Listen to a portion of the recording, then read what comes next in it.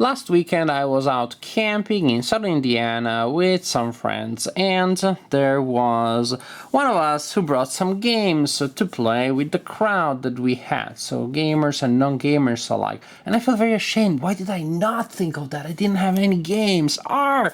On the other hand, this way I got to play the games that he brought, and he wanted to go for simple games that could be also enjoyed by non-gamers and small games that traveled well. One such game is Unexploded Cow, which I reviewed earlier today. I suggested you watch the review for that video, for this game. It's a great video, great review. And the other game that I played last weekend when camping is Sushi Go. Look at this cute game. By the way, as you may have suspected, I enjoy both games because then I purchased a copy of each. Also so that I could review them and show them to you. Sushi Go, the theme is sushi, which I like very much. I am a big fan of sushi and sashimi, I must say. Great food, great stuff. In this game, you are trying to grab sushi. I guess among the possible sushi restaurants, this is one of those restaurants where the sushi goes on little railroads, little boats. Sometimes I saw those too, and you're trying to grab them as the sushis. Is that the plural? As the sushi pieces go around, and you're trying to put together the most delicious meal for yourself, which in terms of gameplay will score you most points. Cards represent various items that you may find at the sushi restaurant. Stuff to eat, wasabi, chopsticks, pudding, nigiri roll, dumplings, etc., etc., maki rolls.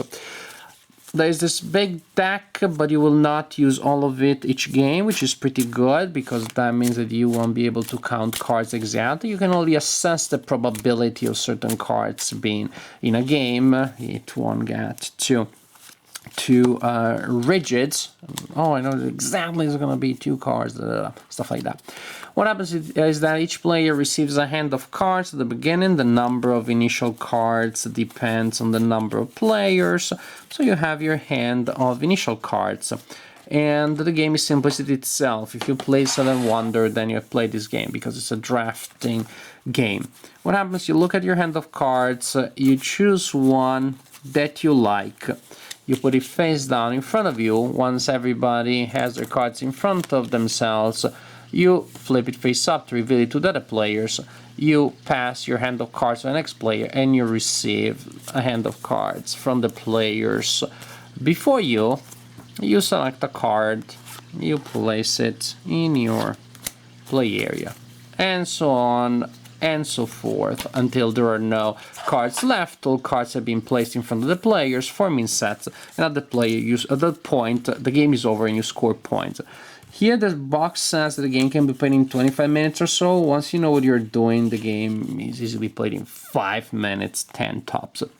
Now, there are basically 2 main types of cards. Cards that score you something in any case, and they can be boosted by other cards, so if you use those cards in combos, they score you some more. And then there are cards that are worth absolutely nothing by themselves that can score you much more when in combination with others. So there are cards that are somewhat safer, you get something anyways, and other ones that really are good only if you manage to pull off combos that include those cards. Tempura is one such card. It works only as a combo, but it's not that tough of a combo. If you have 2 Tempura cards, then you score 5 points at the end of the game. But a single Tempura is worth nothing. Sashimi, so delicious, my favorite, but you need 3 of them to be able to score anything. 2 sashimi, useless, so that's kind of tricky and dangerous. You need to take some chances if you want to put together a sashimi combo, but if you do, yum yum, then you have 10 points. Maki rolls, 6 points go to the player that has the most maki rolls. Doesn't mean maki roll cards, but maki rolls symbols up here. So a player with the most gets 6 points, second best gets 3 points. Dumplings, the number of dumplings that you have determines the number of points that you earn. A single dumpling gives you 1, 2 dumplings 3, 3 dumplings, 6, 4, 10, 5. That would be pretty tough to pull off, but you get 15 points just from that thing. So if this is all I have is 2 dumplings, so then I scored 3 points. And dumplings, yes, it's one of those things, the more you have, the better you feel. Unless you feel sick, but that's another detail. Pudding is tricky because you really need some pudding at the end. Otherwise, it's like an incomplete symphony. It's good, but not as good. Something is missing. Pudding. At the end of the game, the player with the most pudding cards scores 6 points.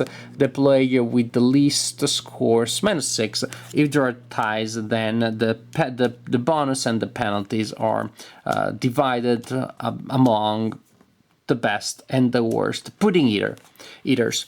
Chopsticks, you put in front of you one turn, you flip it and reveal it, and then in a later turn, you swap it for 2 cards that you receive in your hand. So that can be pretty good because maybe somebody passed you a hand that has 2 tempuras already. Without the chopsticks, you will need to put one down and hope that you get another tempura at some point. Here, boom, you can immediately put down a combo right that. Maybe you had a sashimi, then with the chopsticks you're able to grab 2 sashimis as they come along and you're able to put together that powerful combo. Nigiri, these are cards that are always worth something. 2 points, 3 points, solid. You know you have those points. But what really makes Nigiri an experience, not just way of eating, of giving yourself calories and energies, but an artistic experience, is wasabi. So if you're able to combine nigiri with wasabi, you triple the amount of points that the nigiri gives you. Of course, wasabi per se is worth nothing. I should say you should have a penalty. You should just, eat a big chunk of wasabi for real as a penalty for ordering wasabi without anything with it. Why would you do such a thing? But this is how wasabi works. Worthless, but exceptional with nigiri, reliable source of points, even per se. Yeah, you can't go too wrong with a nigiri, can you? I think these are all the main cards, at least the types of cards. So as you can see, you can generate points in different ways by combining different things and taking paths that are more or less risky. There is, I wouldn't say a cutthroat element, but definitely you can take into account what other players are obviously trying to do, because the cards are visible, the ones that the players have selected, and you can try to get in the way and compete for resources and try to get stuff before they get whatever it is that they want. But of course, you do not have infinite resources, so if you're taking a card just to deprive an opponent, but then the card is not that useful to you, well, maybe you play Kingmaker a little bit, but you're still not benefiting yourself directly. So it's super simple, super straightforward, and intuitive, even for non-players, even though I have to say, playing it during that campaign, I saw some non-players taking, I wouldn't say a long time, but a little longer than I would have expected to figure out the scoring system. Like, oh, what do you mean the sashimi is not worth 3 points? Nope, you need 3 of them. Per se is useless. Oh, I thought the sashimi was 3 points. Okay, stuff like that. For non-gamers, it may take a round or two. I mean, it will take a game in which they think that they are winning the game, and then when you count points, they realize they did pretty poorly. It will take a game like that for non-gamers maybe to figure out the scoring points, but not all of them. Not all of them. I don't want to be too negative. Non-gamers, I love you all. It's not your fault, but try to play some games. What was I talking about? So non-gamers can play it. For gamers, it's super intuitive. Seven Wonders also is not a gamer's game anymore. You find it in all sorts of stores. It has become mainstream. So you can rely also on non-gamers having a sense of a game like Seven Wonders, and therefore being able to warm up to Sushi Go easily. What is Sushi Go? Is a 7 Wonders Express. 5 minutes, 7 Wonder. Portable, travels well, comes in a nice resistant tin.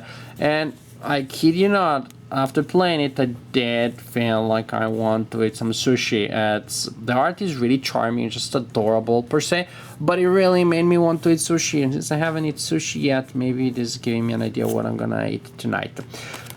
So what is this? It's a fun game. Actually, it's a pretty darn good game for what it is. It's a 5-10 minutes fun, but there are decisions to make, tough ones, within the very minimalistic set of opportunities that you have or resources that you have. Those decisions are meaningful. Messing up 1 or 2 decisions can be crucial, then you will never be able to catch up. But on the other hand, the game will be over in 5 minutes, so it's not like you will be suffering sitting at the table where other people are having fun and you're just behind and you're never able to do anything to save yourself. Next turn, next game, you'll be faster, because definitely this is one of those addictive one more games that once you start playing it, you can hardly put them down. You will just want to play one game after the other. It's pretty inexpensive. I bought it in a game store in beautiful Bloomington, Indiana for $12. The production is really nice. My 5-year-old daughter can play it. Yes, she can play it. It's a little difficult. She can't play it all that effectively, but she can play it and she enjoys the art and she enjoys the theme in any case. So, Sushi Go. Small, fun, entertaining, portable, affordable, and with some cute but cool challenges when it comes to gameplay.